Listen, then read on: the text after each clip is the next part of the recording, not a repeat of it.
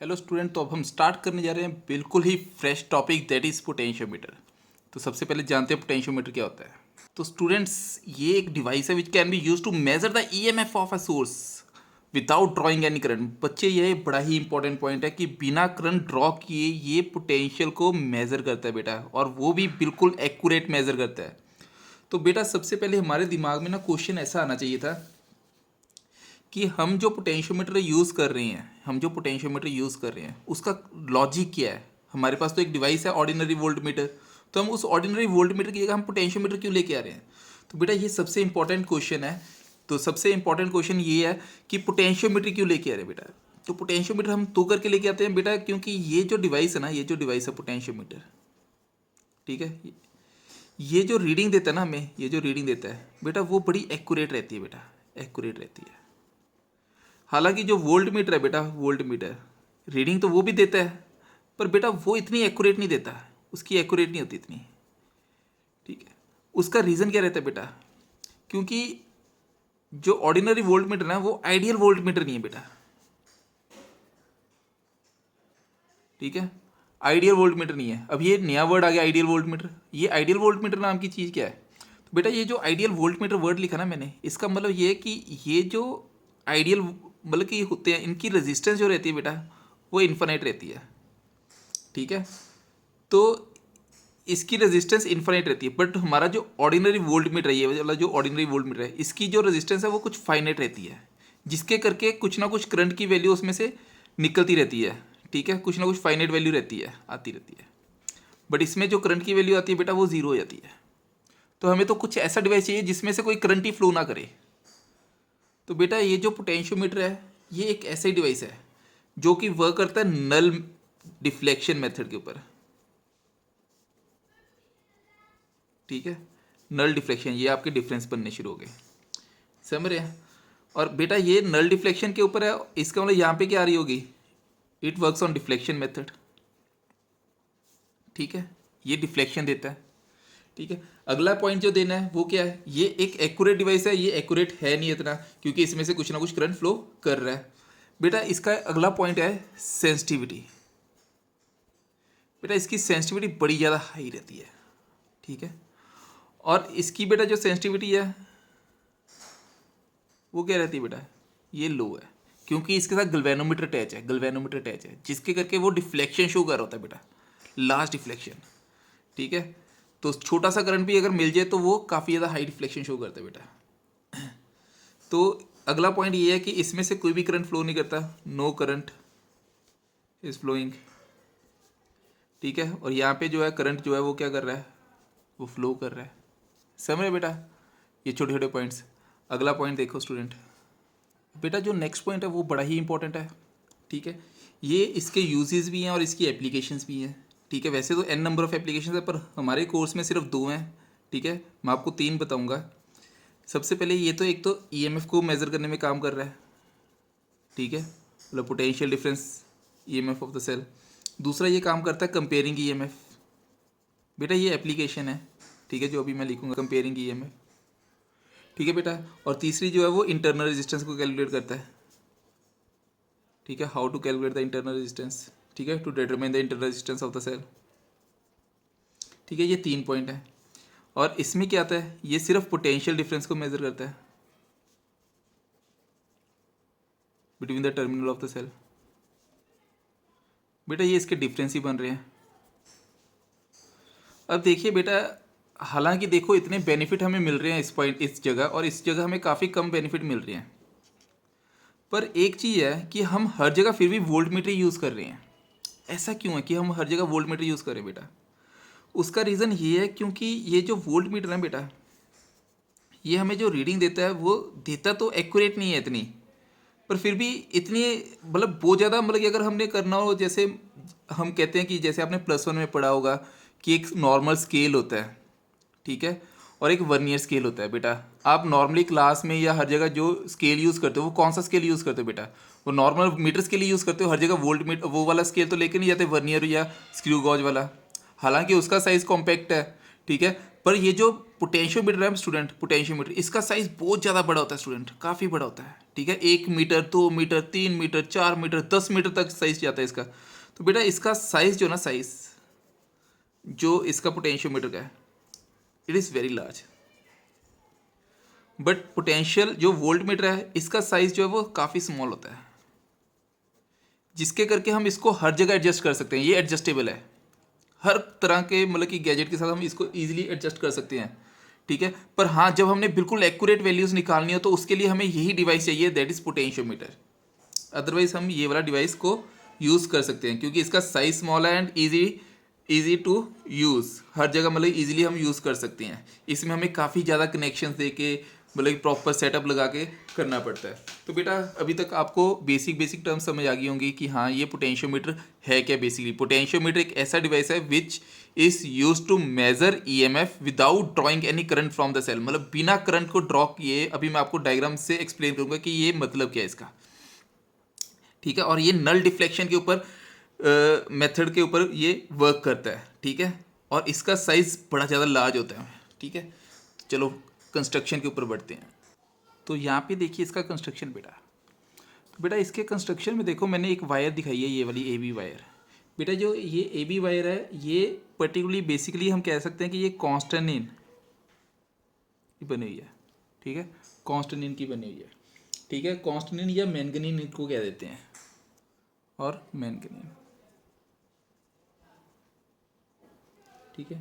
इन material की बनी थी बेटा ये जो बेसिकली हम वायर ले रहे हैं ना, इसका लॉजिक है कि हम यही मटेरियल की वायर क्यों ले रहे हैं, ठीक है। सबसे पहले मैंने एक वायर दिखाई है यहाँ पे AB वायर, ठीक है। बेटा ये बेसिकली क्या है, ये कुछ मीटर की वायर होती है, ठीक है।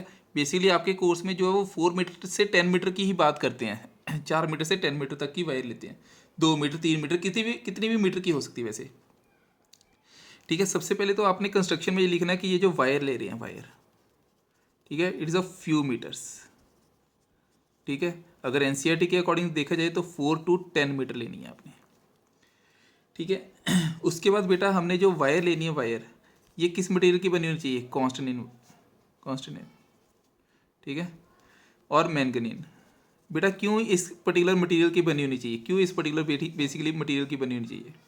बेटा इसका रीज़न ये है कि इसका जो टेम्परेचर कॉफिशेंट ना बेटा, टेम्परेचर कॉफिशेंट बेटा ये बड़ा ही लो होता है, समझ रहे हैं। इसका टेम्परेचर कॉफिशेंट लो होने के करके हमें इसके काफ़ी बेनिफिट मिलते हैं, और इसकी रेजिस्टिविटी जो है बेसिकली बड़ी हाई रहती है बेटा, इसकी रेजिस्टिविटी जो है दैट इज़ वेरी हाई,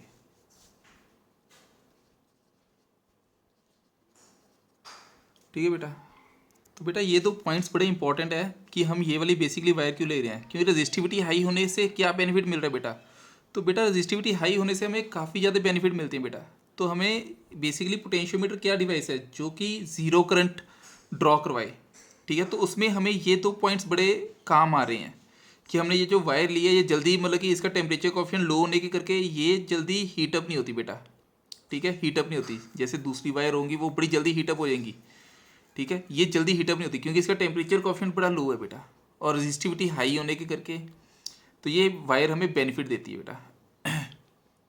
तो अब देखिए बेसिकली जो बुक में डायग्राम बना होता है वो कैसा डायग्राम बना होता है बेटा। यहाँ पे देखो ये जो डायग्राम बनाया मैंने 4 मीटर का बनाया है, मतलब 400 सेंटीमीटर का। अब देखो इसकी कंस्ट्रक्शन कैसे लिखनी है। पहला स्टेप, ये जो वायर लेनी है दैट्स ऑफ 100 सेंटीमीटर, ठीक है। 400 सेंटीमीटर से लेके 1000 सेंटीमीटर, 10,000 सेंटीमीटर तक, ठीक है। काफ़ी लंबी तक जाती है, समझे। 10 मीटर तक जाती है, 10 मीटर मतलब 10 × 1000, तो इतनी लंबी जाती है बेटा। तो ये तो हो गया। दूसरा जो वायर ले लिया है ये 1000 ही कर दो बेटा, आपके कोर्स में इतना ही है। जो दूसरा पॉइंट लेना है बेटा वो कौन सी वायर लेनी है, कॉन्स्टेंटन और मैंगनीन, ठीक है। ये क्यों लेनी है, क्योंकि इसका टेम्परेचर कॉफिशिएंट कैसा रहता है बेटा, लो रहता है, जल्दी गर्म नहीं होती बेटा। बेटा तीसरा पॉइंट ये है कि ये जो वायर ले रहे हैं इसमें यहाँ पे आप देखोगे ध्यान से, ये देखो ये जो मेटेलिक स्ट्रिप्स बनाई है, ये जो CS लिखा हुआ है ये क्या है, ये एक मेटेलिक स्ट्रिप्स हैं। अब देखो बेटा यहाँ पे जो मेटेलिक स्ट्रिप है, ये जो मेटल है ये कॉपर स्ट्रिप्स ले लिए हमने। मेटेलिक स्ट्रिप मतलब कॉपर की स्ट्रिप बनी हुई है बेटा। इसका मतलब यहाँ से जो करंट फ्लो कर रहा होगा, तो यहाँ पे वायर इसकी आगे जुड़ के ख़त्म हो रही है, तो यहाँ से हमने कनेक्शन दे दिए हैं।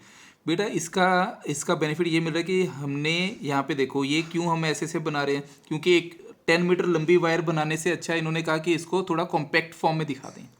ठीक है, हमने जैसे ऊपर दिखाया एक ही वायर दिखाई है, बेसिकली ऐसे वाली वायर के लिए 10 मीटर काफ़ी लंबा डिस्टेंस बन जाता है, तो उसको कॉम्पैक्ट फॉर्म में करने के लिए इन्होंने ये वाला स्ट्रक्चर बनाया है। हालांकि इसका भी बाद में आप थोड़ा सा ड्रॉबैक जरूर पड़ोगे, क्योंकि इस मेटेलिक स्ट्रिप की भी अपनी कुछ ना कुछ रेजिस्टिविटी रहती है, तो उसके करके करंट के फ्लो में कुछ वेरिएशन आ सकती है, जिसको हम एंड ऑन करेक्शन भी कह देते हैं।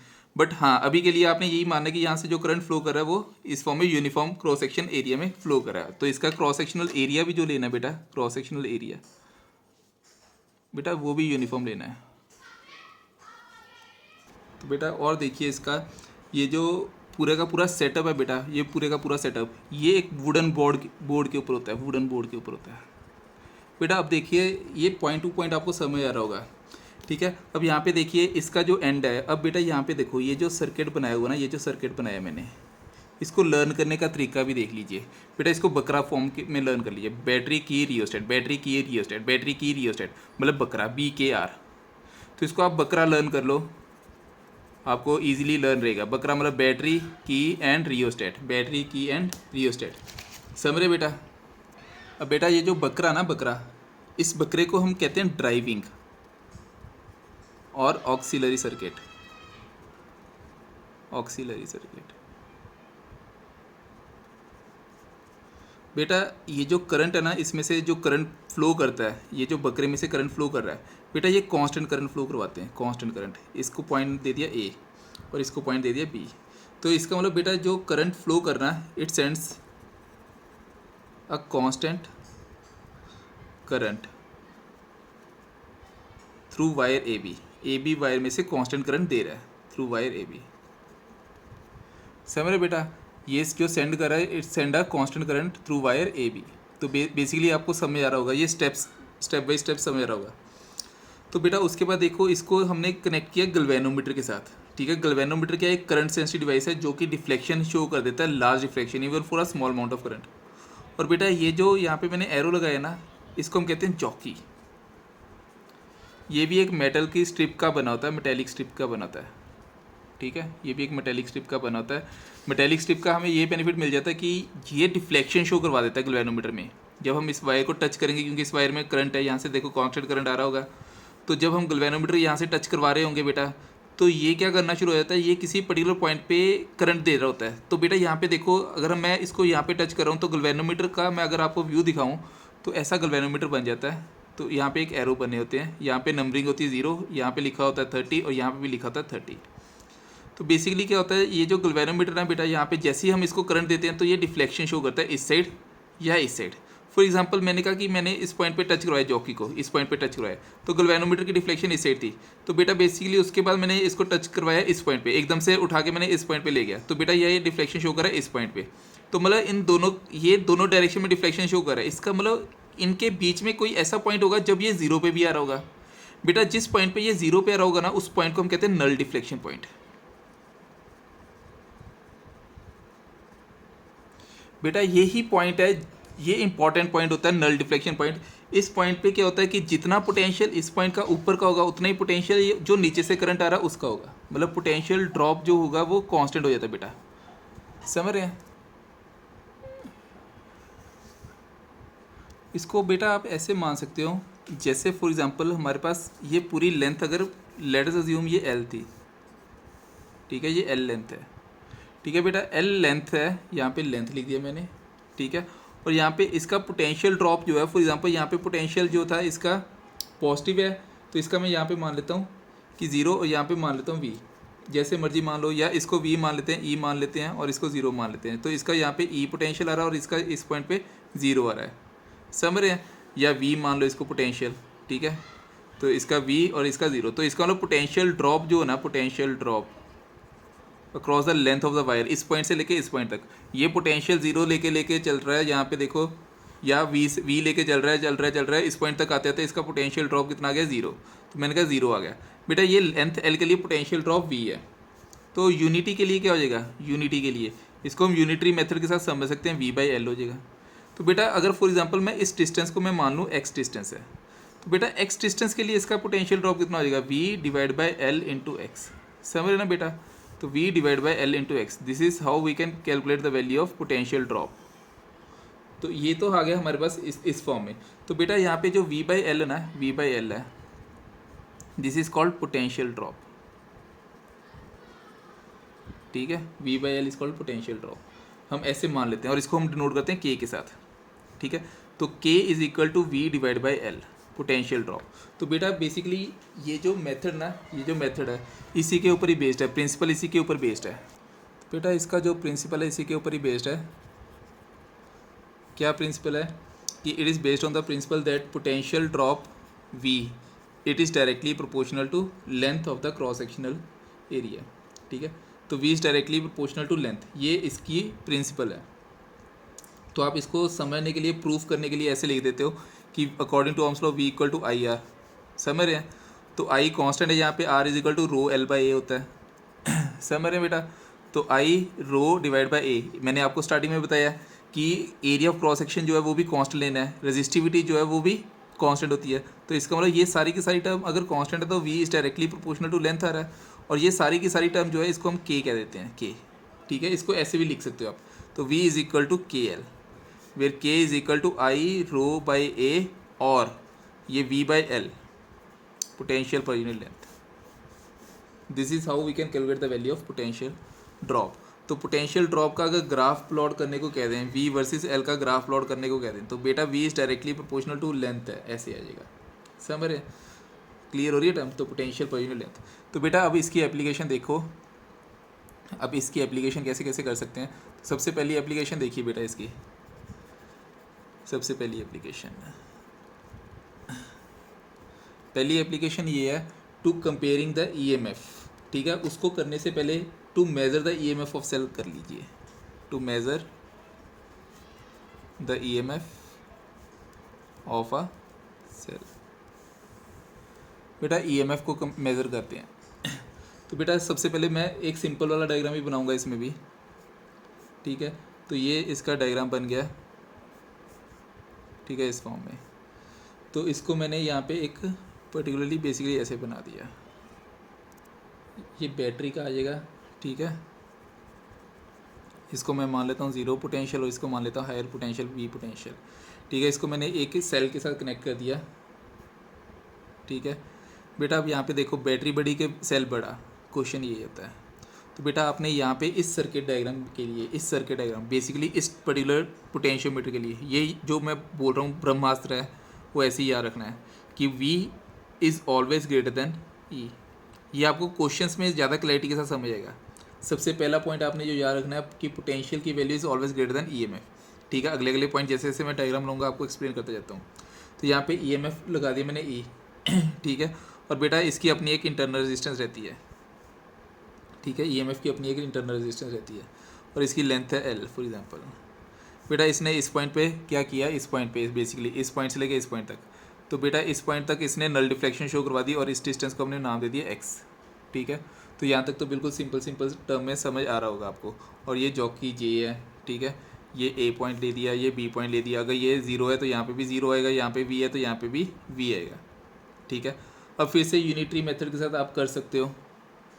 तो बेटा यूनिटरी मेथड से कर सकते हो। यहाँ पे देखो, अब सिंपल टर्म देखो, अगर मैं यहाँ पे कह रहा हूँ कि इस पॉइंट पे जो है ये एक नल डिफ्लेक्शन मेथड है, इस पॉइंट पे कोई भी डिफ्लेक्शन नहीं आ रही, अगर इस पॉइंट पे कोई भी डिफ्लेक्शन नहीं आ रही तो इसका मतलब इस पॉइंट पे करंट की वैल्यू 0 हो जाएगी। समझ रहे हो, अगर यहाँ पे कोई भी करंट नहीं फ्लो कर रहा तो इसका मतलब यहाँ पे भी I की वैल्यू 0 है। यहाँ पे लॉजिकली देखो I की वैल्यू 0 है, इस पॉइंट पे भी I की वैल्यू 0 है, इस पॉइंट पे भी I की वैल्यू 0 है, क्योंकि यहाँ पे नल डिफ्लेक्शन आ रही है बेटा। इस पॉइंट पे अगर नल डिफ्लेक्शन आ रही है, एक्स पॉइंट पे नल डिफ्लेक्शन आ रही है, तो नल डिफ्लेक्शन का मतलब ये है कि करंट 0 आ रहा है, I की वैल्यू 0 आ रही है। तो इसका मतलब जितना पोटेंशियल इसके बीच में होगा, यहाँ पे देखो लॉजिकली ये 0 से लेके इस पॉइंट तक का पोटेंशियल, इस पॉइंट तक का पोटेंशियल और नीचे से लेके इस पॉइंट तक का potential, it will remain same, क्योंकि ये पैरेलल में है और इसमें कोई भी करंट जो है वो एनर्जी लॉस नहीं हो रहा। तो इसका मतलब ये हुआ बेटा कि जितना पोटेंशियल इसने यहाँ से लेके यहाँ तक आने के लिए लिया, उतना ही पोटेंशियल इसने यहाँ से लेके यहाँ तक जाने के लिए लिया होगा। ठीक है, अब हमने यूनिटरी मेथड पढ़ा है। ठीक है, वो क्या था, पोटेंशियल इसका बैटरी का कितना V पर यूनिट लेंथ कितना L इंटू एक्स। ये किसके इक्वल आएगा बेटा, ये EMF के इक्वल आ जाएगा। यही तो हमने पढ़ा भी। ठीक है, this is how we can calculate the value of EMF. अब यहाँ पे देखो फिर से पोटेंशियल टोटल कितना, पोटेंशियल ड्रॉप v, और लेंथ कितनी थी l, v divide by total length l, और मल्टीप्लाई किसके साथ करना है, जितने डिस्टेंस तक का हो। अभी हमने पीछे निकाला, ये समझ रहे ना बेटा। ये देखो यहाँ पे इस पॉइंट पे ईएमएफ की वैल्यू कैलकुलेट की है।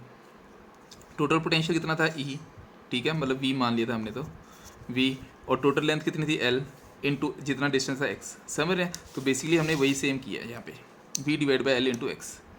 This is how we can calculate the value of EMF। और ये V बाई L क्या था, K था, तो इसका मतलब E is equal to K X, where E is equal to EMF है यहाँ पे, समझ रहे बेटा।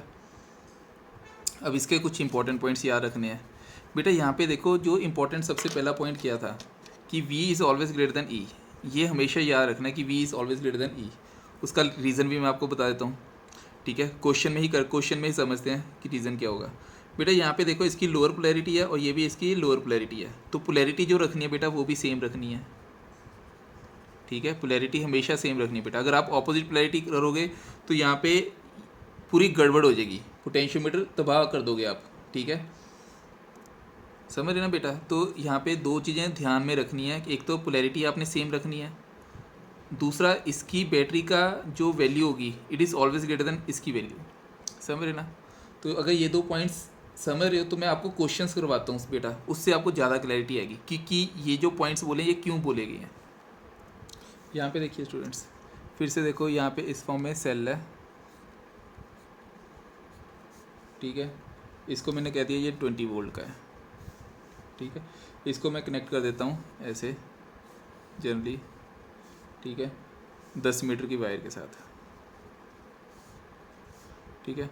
बेसिकली यहाँ पे मैंने एक बैटरी लगाई, ये लोअर है तो यहाँ पे भी मैंने ऐसे कनेक्ट कर दिया, ये 8 वोल्ट है, ठीक है, और यहाँ पे एक रेजिस्टेंस लगा दिया, ठीक है, और इसको मैंने कनेक्ट कर दिया यहाँ पे गल्वेनोमीटर के साथ, जॉकी के साथ, ठीक है। बेटा आपने ये एक्स डिस्टेंस कैलकुलेट करना है कि ये एक्स डिस्टेंस कितना होगा, ठीक है, जब ये डिफ्लेक्शन जो है वो नल डिफ्लेक्शन शो करे। क्वेश्चन ये है, find out the value of x such that galvanometer shows null deflection। तो बेटा बेसिकली क्वेश्चन ये स्टैंडर्ड रहता है, ठीक है, आपको हर जगह ही मिल जाएगा ऐसे वाला सिंपल सा क्वेश्चन। तो यहाँ पे देखो अब हमें पता है बेसिक प्रॉपर्टीज़ की, तो बेटा अब यहाँ पे हमें पता है इस पॉइंट तक का अगर मैंने EMF की वैल्यू निकालनी है, इस पॉइंट तक के EMF की वैल्यू हमें पता है ये 8 है, तो 8 बेसिकली किसके इक्वल आएगा, 8 is equal to potential drop मतलब V20 divide by distance x कितना है, ये लेंथ कितनी है 10 इंटू ये वाला distance x। This is how you can calculate the value of x। तो x कितना आ जाएगा बेटा यहाँ पे, x is equal to 4 metre. देखो कितना ईजी हो गया।